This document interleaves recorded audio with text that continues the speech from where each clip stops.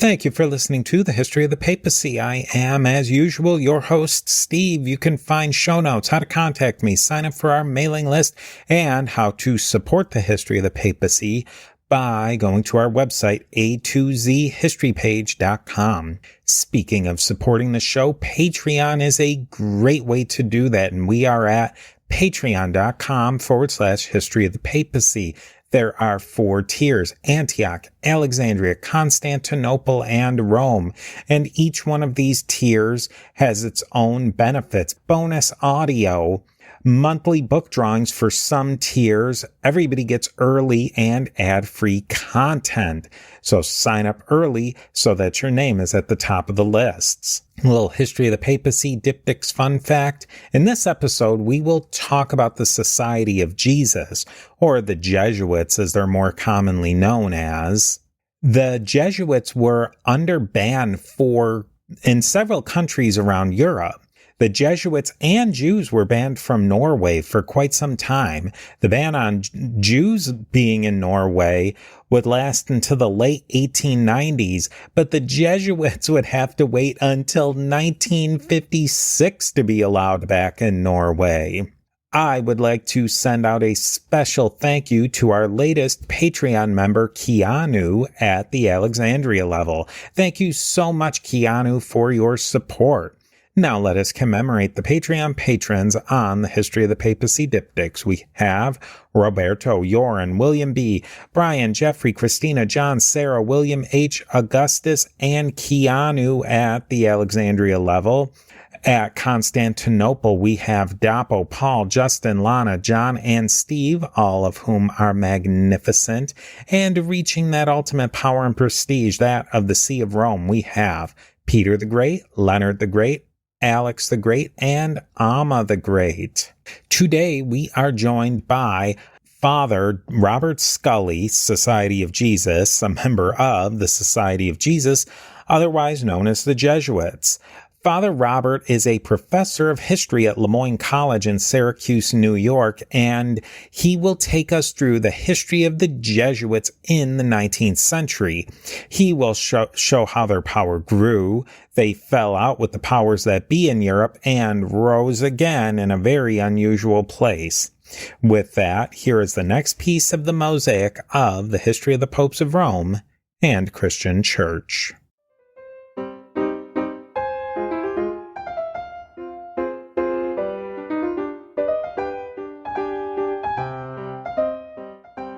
Father Scully, it is so great to have you on today, and I want to thank you so much for your conversations and the ideas you gave me. Can you give us a little background about yourself and how you got interested in the modern history of the Jesuits?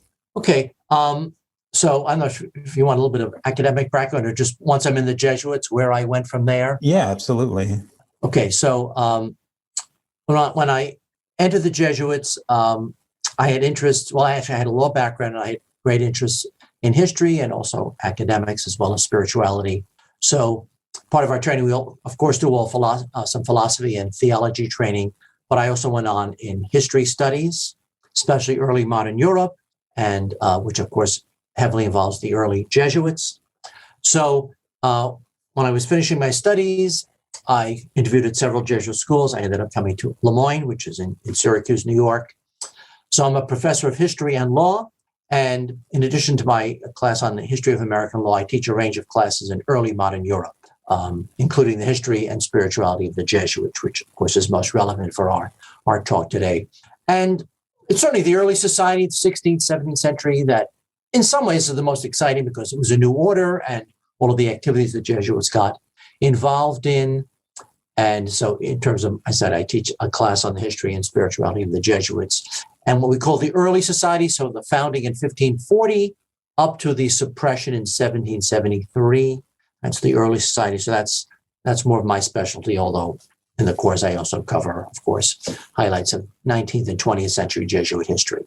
So I think you're most interested today in talking about, I guess, the lead up to and the issue of the suppression. So yes. I'll let you take it from there. Maybe before we get too far into it, what's the 10,000-foot view of who the Jesuits are and where did they come from in before this time in the late 18th century that we're going to talk about specifically today? Okay, so the Jesuits were one of a number of new orders in the 16th century. Of course, exciting and also troubled time, still the time of the Renaissance, of course, the age of the Reformation, the age of overseas exploration and discovery.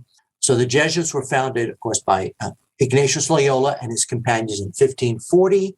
And in particular, the goal was not to be a monastic order, and there's a role in the church for the monastic orders, like the Benedictines and Cistercians. Then kind of the orders that are, if I want to say semi-monastic, had some involvement in the outside world, like the Franciscans and Dominicans, the various orders of the friars. But in the 16th century, a number of more activist orders, and the Jesuits in particular, where the goal was not to be a cloistered or semi-cloistered order, but to be more active in the world in terms of teaching, preaching, ministries. And part of that, of course, involved the Jesuits overlaps that with this opening up of the overseas world in the Americas and Asia in particular. So the goal was to be much more outwardly directed. And then this was not an original intention. And for anyone who's interested, a classic book is Father John O'Malley, The First Jesuits. He covers the first several decades, goes into a lot more detail on these issues. The Jesuits were not founded as a teaching order, but within a decade, they started opening a few schools. There was a tremendous need.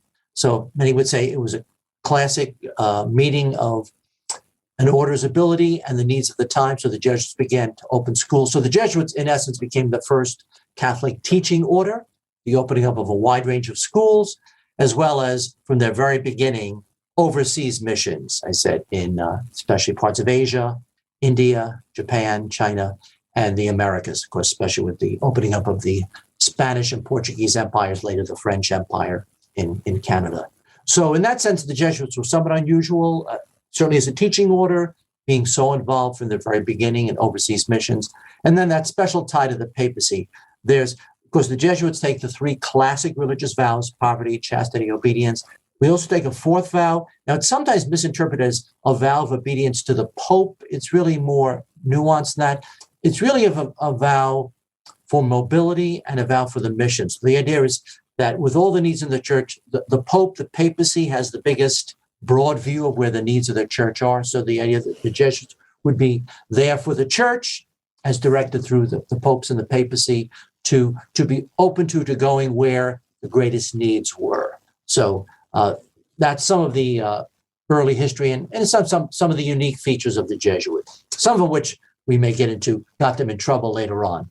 Speaking of what got them in trouble, what was maybe the political context that led up to that led up to them being suppressed and really running afoul of many different political entities? What were some of those steps before 1773? Okay. Well, of course, one broad context is the Enlightenment. The so-called Age of Reason, where tradition, hierarchy was being called into question. Now, there's been a lot of revisionist historiography on the Enlightenment as well. So an older view is that it was largely non or even anti-religious. There were those elements, to be sure, but there was also a religious Enlightenment, so a Catholic, Protestant, Jewish Enlightenment. So it's much broader than just an anti-religious stance. But there was a lot of questioning of tradition, of hierarchy, especially by the French philosophers and others. And then the issue of regalism, that even in Catholic countries, the idea of a growing sense of national identity, of kings and governments not wanting outside interference, including from the papacy. Because, of course, at that time, the Pope was still wearing two hats, spiritual leader of the church and the temporal leader of the Papal States. So there was always a growing reluctance to have the church, the papacy, telling rulers what to do in their own countries, even including many aspects of the church. So that aspect of regalism and the attempt to, in a sense, bring the church within countries under control of the state. And in many cases, it was not necessarily nefarious. In some cases, it was.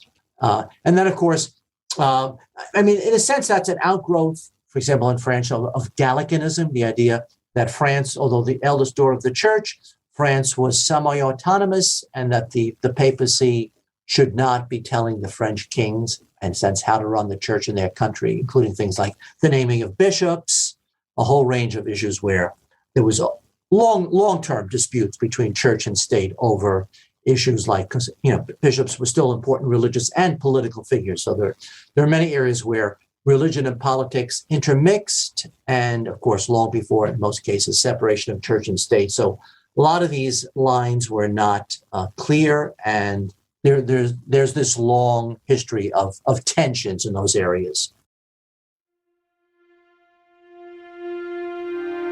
Steve here again. We are a member of the Parthenon Podcast Network, featuring great shows like Chris Mowery's Vlogging Through History and many other great podcasts. Go over to Parthenon Podcast to learn more. And now here's a quick word from our sponsors. What maybe made these European kings and leaders focus in more so on the Jesuits, and maybe how did the Jesuits draw their ire more than, say, some of the other orders that were operating in their countries? Okay, so one factor, as I alluded to, was the fact that the Jesuits were seen as more international, more devoted to the papacy, and therefore, in trying to limit the power of the popes, directly, indirectly, there was a sense of limiting the power of the Jesuits. Because for one thing, of course, the Jesuit Father General was stationed in Rome. The Jesuits were also somewhat unusual in that the Father General appoints all major religious superiors, including provincials. So the Jesuits, in that sense, were a bit more centralized in Rome. So whether from Portugal, Spain, France, there was that concern that the Jesuits were they more tied to the papacy, to Rome, and in a sense to their own countries. And then the Jesuits were seen as having a lot of power. As I said, in some areas, some Catholic countries, the Jesuits ran many of the schools, so they were seen as having an important role. In some thought too central a role, too extensive a role in running of schools. Also, in many countries, the Jesuits had the tradition of being the royal confessor, so that the kings had Jesuits as their confessors. And there again, there was always the troubled area, even though Jesuits were always instructed not to get involved in political matters and affairs of state. There again, it was often very difficult to draw a line. For example, war is a political issue, but it's also a moral, spiritual issue. So that was another issue, that Jesuits were sometimes seen as too powerful as royal confessors. So for a whole host of reasons, the Jesuits were seen as more powerful and, in the minds of some, more dangerous to this process of developing national churches. They were seen as too international, too papal, and in a sense, too powerful. And so they became, fairly or not, a target in many countries, much more so than almost any other religious order. Plus their size, the Jesuits were often, a very large order in many countries. There was this idea building, like you said, that an idea of regional and national churches with Gallicanism and some other isms such as Josephism and Jansenism, etc. And then the Ultramontane idea of the Pope being the spiritual power and ultimate authority in the entire church.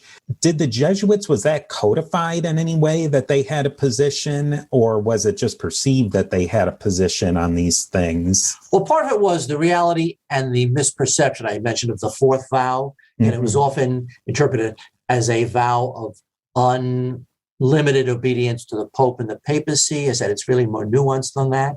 Because really any of the religious orders, are devoted to the church and in a sense to the papacy. But the Jesuits' fourth vow, again, strictly speaking, more accurately speaking, a vow for mobility and the idea that the church, the papacy at the center of the church has the best vantage point of saying where the greatest needs are, that the Jesuits vowed to be open to that. Again, that was often misinterpreted. The Jesuits had this untrammeled loyalty to the Pope, more so than any other religious order, which in some sense was not accurate. But so that perception or misperception, I think, was very important.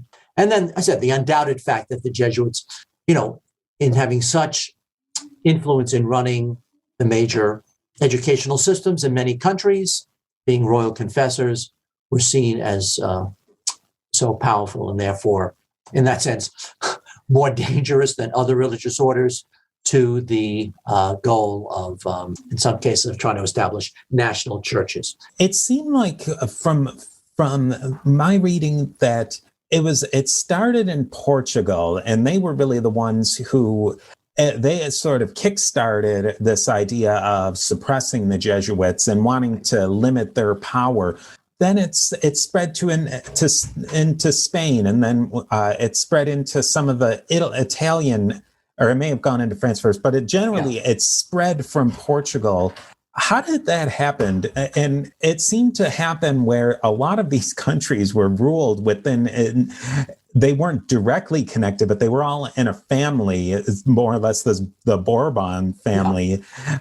Is it too much to say that the Bourbons were the ones who really pushed this issue and got it pushed through, or was it something that spread organically and the Bourbons grabbed onto it and ran with it? Well, the simple answer is yes. So there are two things going on here. As you look at each country, there are discrete issues and factors why the Jesuits were suppressed in various countries. And yet, once the ball gets rolling, there is kind of this aggregate affair. So it begins in Portugal in 1759. 5 years later, there's the suppression in France. A few years later, in Spain, and then in Italy. Now, for example, if Portugal had never suppressed society, would it have happened in France? We don't know, quite possibly not. But still, the fact, it doesn't happen immediately. It's, there are several years difference there. So there are different groups, different factors, different rulers in different countries that ultimately make the decision to suppress or not. And yet, once the ball gets rolling, there are some of these common factors of regalism. And yes, so the so-called Bourbon family compact. Now, actually, Portugal was not a Bourbon ruled state. So Portugal, but certainly the idea of regalism, the Marquis de Pombal, the government trying to gain more control over the church, that was a big factor. Then, but in a sense, the two leading Catholic countries, France and Spain, and much of Italy, ruled by the Bourbon family. So there was that Bourbon family compact where they had agreed to act together. So once the suppression happens in France, which was the largest Catholic country, I think there is that connection then to Spain, because Spain was crucial, because obviously the Jesuits, some of the main original founders, Ignatius, Francis Xavier, were from Spain. Spain had the largest contingent of Jesuits between Spain and the Spanish Empire. So yes, and then especially once Spain happens, there's tremendous pressure on the Bourbon states in Italy to come on board. So as I said, the best way to look at it is that there are discrete factors in each of these areas, and yet once the ball gets rolling, you do get the sense that there's pressure on, or it makes it easier for kings and governments in subsequent countries to say, well, there's a precedent and we can do this. And until finally, of course, then there's tremendous pressure on the Pope, on the papacy itself, which long resisted the general suppression. But it's kind of this building momentum over a period of about 15 years. Where did Austria stand on this issue of the Jesuits, and maybe how powerful or how involved were the Jesuits even in Austria at that point? Okay, so by certainly the early 1770s, the Jesuits had been suppressed. Portugal, France, Spain, much of Italy, so most of the Catholic South. The one large remaining Catholic power was kind of Austria, which is, of course, the Austrian Habsburg Empire, at that time, the Empress Maria Theresa. She liked the Jesuits. She was not inclined to go along with the suppression. But there's a good example where I said, the growing momentum. For one thing, she had 16 children, and marriage alliances were really important.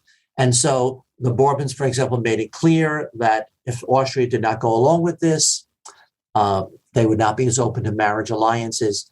So Austria is a good example where there's kind of this finally passive acquiescence.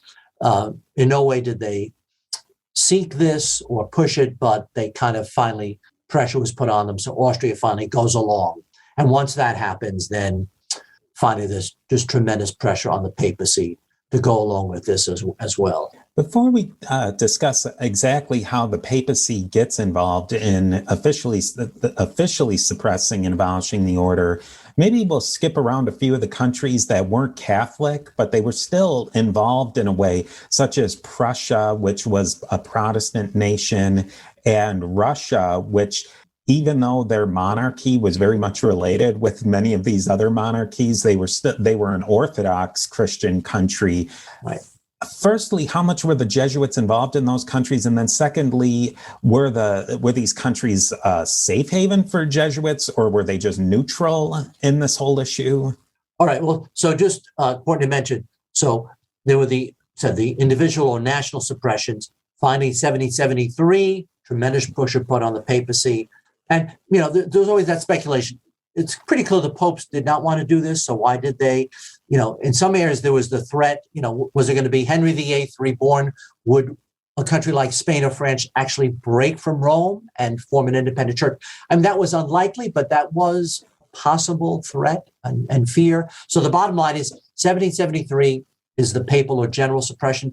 But unlike a lot of papal bulls, it was not issued from Rome. It had to be promulgated in each area. And so Prussia, as you mentioned, under Frederick the Great, was a Protestant country. Russia, the Russian Empire, at that time so-called Catherine the Great, Orthodox. There were small Jesuit contingents. So Russia's particular example. So Poland was in the process of being partitioned, being carved up. So both Prussia and Russia got large segments of Poland, which of course was predominantly Catholic. So most of the Catholics in those countries or empires were actually connected with divvied up Poland. Okay, so in those areas there were Jesuit schools. Both Frederick and Prussia, Catherine Russia, thought the Jesuit schools were doing a good job. And ironically, not being Catholic, they were especially strong that no pope was going to tell them what to do. And so even though the general suppression was announced, they decided, no, we just, these schools, Jesuit schools, are doing a good job. We're going to let them continue. That happened for a while in Prussia for various reasons. That finally gave way. But Russia's particularly interesting. So exactly, Orthodox Russia, especially Russian Poland, is really where the Jesuits hold on through the roughly 40 years of the suppression, where Jesuit schools are being run. Catherine thinks they're doing a good job. She refuses to allow them to be suppressed. And then over time, some Jesuits in other areas kind of, in a sense, attach themselves to the, you might say, the Polish-Russian society. So in that sense, when we talk about the Jesuit suppression, technically that's true. And yet there was always a remnant that held on, especially in Russia during those years. So it's an interesting story, again, ironically, of Catholic countries suppressing the Jesuits, but ultimately in Orthodox Russia, because the Tsars were not going to, or Tsarina was not going to have the Pope tell them what to do, the Jesuits hold on. And it's partly through that connection that the restoration will happen 40 years later in 1814. Getting back to the beginning, now there was the conclave of 1769, and it was Clement the 13th supported the Jesuits. He died in 1769. And there's a big conclave where there's different factions, the Zelanti or the Zealots, who are really pro-papacy. Then you have kind of the middle ground, as there usually is. And then a faction that's really pro-regional church, and the Crown Cardinals, I believe they're called. Clement the 14th gets elected, and he seemed he was by all means, or by all intentions, I suppose, he was pro-Jesuit, but then the bullying of Clement comes along. Where was Clement on the Jesuits, even as before as a cardinal, and then as in his early papacy? Was he pro-Jesuit, or did he have a stand on that? Well, I wouldn't call him pro-Jesuit, but it's not really fair to call him anti-Jesuit either. Let's put it this way: in that conclave, which went on for a long time, a number of the crowns and governments were looking for this, because as you mentioned, Clement XIII was adamant that he would not allow the suppression of the Jesuits. He dies in 1769. So a number of Catholic countries are putting the pressure on to elect someone who will, or at least be open to the suppression of the Jesuits. So it's not entirely clear, but Clement XIV seems to make it clear. I mean, there's no indication that he ever said, yes, if I'm elected, I will suppress the Jesuits. But I guess left the impression he was open. Okay. Now, the fact that he's elected in 1769, he doesn't finally issue the papal bull until 1770. So for 4 years, he delays. So it's quite clear he really did not want to do this. But as you mentioned, all kinds of bullying and pressure was put on him. And they said, including the probably unrealistic threat that some of these countries could threaten to, break away and form national churches. He might have genuinely thought that could happen, and thinking, well, that would be even worse than suppressing the Jesuits, kind of that image of better to cut off an arm than destroy the whole body.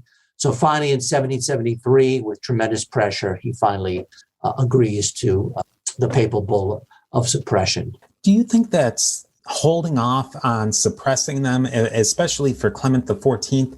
Was it out of a love of the order, or even a support of the order and their mission, or was it trying to protect his own power and the power of the institution of the Probably papacy? Some of both. I mean, I think he felt that the Jesuits had been loyal to the papacy for several hundred years. Schools, missions, they were doing a lot of good work. And I think there was a bit of a tug of war. On the one hand, regalism, on the other hand, papalism. And it was a dangerous precedent to allow governments to tell the church what to do and to go so far as to suppress one of the major religious orders. So I think there was that sense of not wanting to go down that road, until finally the pressure was so great that I think he feared if he didn't do it, worse disaster could come. So in no sense that he loved the Jesuits, but again, he certainly was not, I don't think, anti-Jesuit. And part of it, I think, was a genuine concern to protect the church, protect the papacy, papal power, not allowing secular governments to have too heavy a hand. But in the end, in fact, in some sense, they did. There's one other issue that feeds into this, was the reductions in South America. Can you maybe quickly explain what the reductions are? And then do you think that they were a major part, or at least how much of a part did they play in at least with Portugal and Spain and having them want to suppress the Jesuits? Okay, so that, of course, could be a whole story in itself. Yeah. But so this is in South America, especially in Spanish territory, because there was a lot of course, the reality of slavery, both African slavery, slaves being imported from Africa, and then the danger of the enslavement of native peoples. So both to protect natives from slavery, and also to, no doubt, to settle and to Christianize them, the Jesuits established the so-called reductions. These were communities in various parts of South America where almost the whole population were Native American peoples, with extensive agriculture. They were self-sustaining. They built churches. They were in many ways very sophisticated. And over time, there was some pressure that they, were they becoming so large, so powerful that they themselves could be a threat to the state. And at one point, without getting too complicated, of course, Portugal was ruling Brazil, Spain, most of the rest of Spanish America. There was a border treaty, so some of the reductions came into Portuguese territory. The Portuguese told them to disband. They refused to. A war broke out, and then both the Spanish and Portuguese crowns suppressed the reductions. And some Jesuits, followed the government, but others, in good conscience, felt they couldn't abandon the Indians. So, again, to the enemies of the Jesuits, that was seen as yet another example of the Jesuits, going against the government, supporting the Indians in what they termed as treason against the state.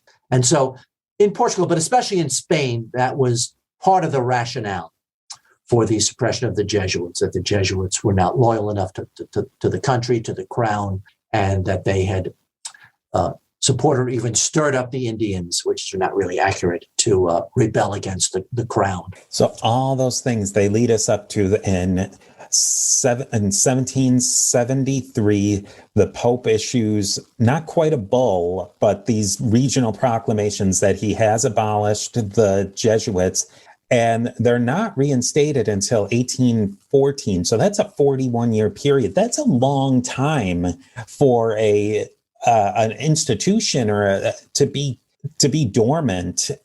Firstly, were they dormant during this time? Well, of course, it depends how you look at it. Of course, the Templars famously in the later Middle Ages had been suppressed and, of course, permanently never reinstated. So when the Jesuits were suppressed, there was the real possibility that they would never be, restored. So as I mentioned, it's an unusual situation where, on the one hand, the Jesuit order is suppressed worldwide, at least, de jure, but in fact, they hold on a short while in Prussia, longer term in Russia. And then over time, as the political situation, the oncoming of the French Revolution, the era of Napoleon, that whole shift in the European political social reality, some former Jesuits and then some new recruits in some areas kind of make inquiries, and in a sense, they attach themselves to the province in Russia. And eventually the new Pope, Pius VI, and then finally Pius VII, first implicitly and then more openly kind of give a wink and a nod that they're allowing this to happen, this connection to the Russian society. So the society begins to come back in bits and pieces in different parts of the world, ironically more so in non-Catholic areas, because again, for the reason that I spoke of earlier. And so finally then by 1814, Pope Pius VII, in this changed reality, did what he probably had long wanted to do. 1814 officially restores the Jesuit order worldwide. Steve here again with a quick word from our sponsors. In Russia, then, they were carrying on, initiating new Jesuits and bringing them into the institutional identity of the order. Right. They would give it permission, for example, and so they said, can we open a novitiate? They would give her permission. Can we do this and that? And so it began to take on really more of the trappings of, you might say, an unofficially restored society, at least in Russia. And then other groups began to attach themselves to them, to have that kind of institutional link. And then finally, the official restoration in 1814. Wasn't there even Jesuits in the brand new United States at that time in early 1800s? Yes. So, for example, famous John Carroll, he was a Jesuit and eventually, of course, became a bishop. So, again, that's another whole story, but just briefly allude to it. So when the Jesuits were suppressed in some areas, it really varied. So some completely left religious life, some became diocesan or secular priests, some joined other religious orders. And in some cases, they kind of no longer officially called Jesuits, but they kind of stayed together in small communities. And maybe for a time, still carried on essentially their life, whether it was running a school or a parish, kind of under a different name, but essentially continued their ministries. So it varied widely as to what, former Jesuits did, but in the United States, right. So technically, Georgetown is established in 1789. So some would say it's a bit of a sleight of hand. So Georgetown is called the oldest Jesuit institution in the United States, 1790. Now, officially in 1789, the Jesuits are suppressed. So there is no Jesuit order officially, but so it's a bit of a sleight of hand. But so Georgetown is established in 1789. And then, of course, with the Restoration, that connection is made. But John Carroll's probably the most famous example of a former Jesuit who then goes on to serve the church in a different role as a bishop. It really is interesting then, unlike the Templars, where they really didn't have any place to go to stay as an order.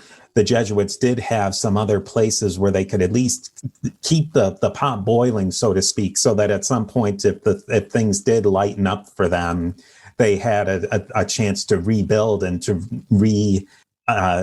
become a part of the church again. Right. Yes. And again, it's especially ironic that of all places, it says it was Russia under Catherine.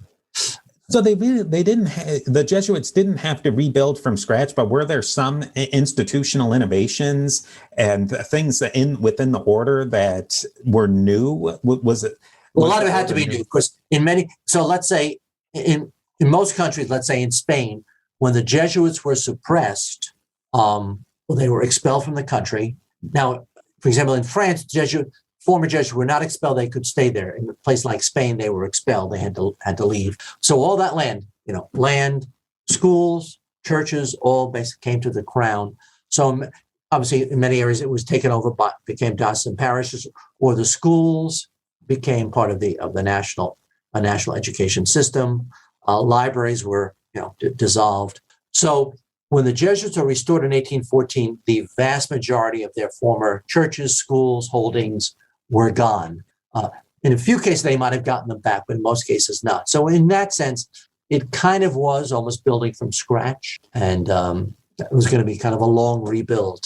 Did it change their mission to focusing more on education or other specific areas? Well, education certainly had always been and remained an important area. There is the argument that for these terms, but the Jesuits were often seen as on the cutting edge, especially in the early society. Said the first religious order to open up schools as a major central ministry, the extensive involvement from the very beginning in overseas missions.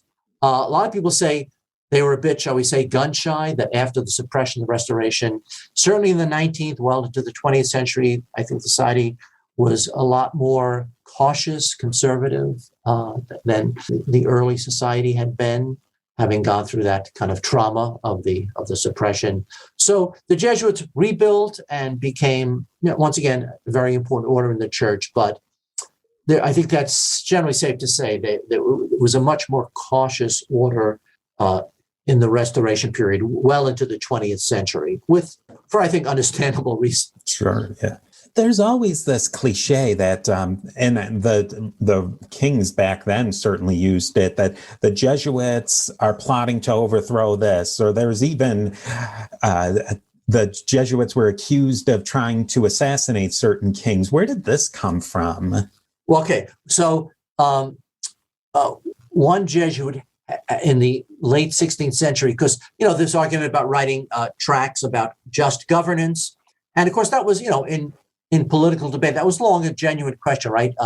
Is it, actually, I think it even goes back to Thomas Aquinas, is it, if a government becomes completely tyrannical, is it permissible to overthrow an unjust or tyrannical ruler? And of course, there were various ideas about that. So there was one Jesuit treatise that argued essentially, in extreme cases as a last resort, you may be justified in overthrowing and killing a tyrannical king.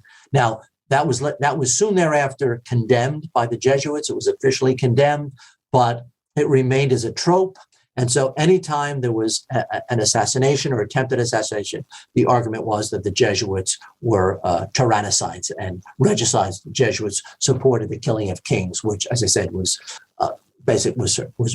not true. That there was that kind of one, and you can see writings across the board that in extreme cases that could justify. But it was kind of taken to an extreme, arguing that the Jesuits openly supported regicide and tyrannicide, which was not accurate. But one of those things that could be pulled out of the hat whenever somebody wanted to use it as an accusation. Maybe to wrap up today, it might be interesting to just get us to the point of the First Vatican Council, because not too long after 1814, Pius IX takes over, and he sort of starts to take the church in a very different direction, or he maybe more so deals with a lot of the fallout of the political situation.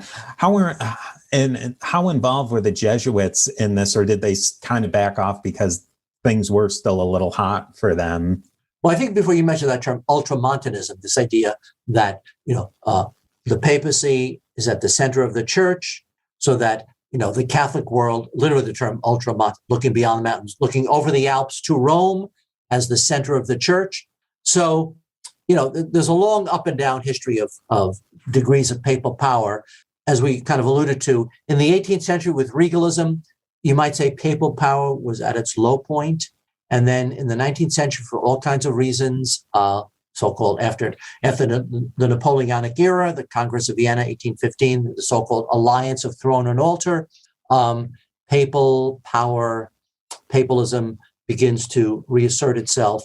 And many would say it kind of reaches a high point in Vatican I, 1870, the announcement of papal infallibility. And yes, as I said, partly because of this more cautious nature, the Jesuit, the clear dependence on the papacy, even though the popes had suppressed the Jesuits, it was, of course, the papacy that restored the Jesuits in the early 19th century. And so there was always a range of views, but certainly at that time, I think it's safe to say most of the Jesuits would have been strong ultramontanists and supported this growing emphasis on papal power and papal supremacy, and the papacy as kind of the binding glue of the church. Because in a certain sense, in the age of nationalism as well, right? Again, this danger of national churches, the sense that the papacy united the Catholic world. It was the most important element in uniting the Catholic world. And whereas Protestantism, of course, had broken up into so many different denominations and sects, that the papacy was a central reason why the Catholic Church held together. Well, I want to thank you so much, Father Robert. We've learned so much, and I know I've learned so much, and I think you've really helped organize this really complicated area very succinctly. So thank you very much for coming on the show today.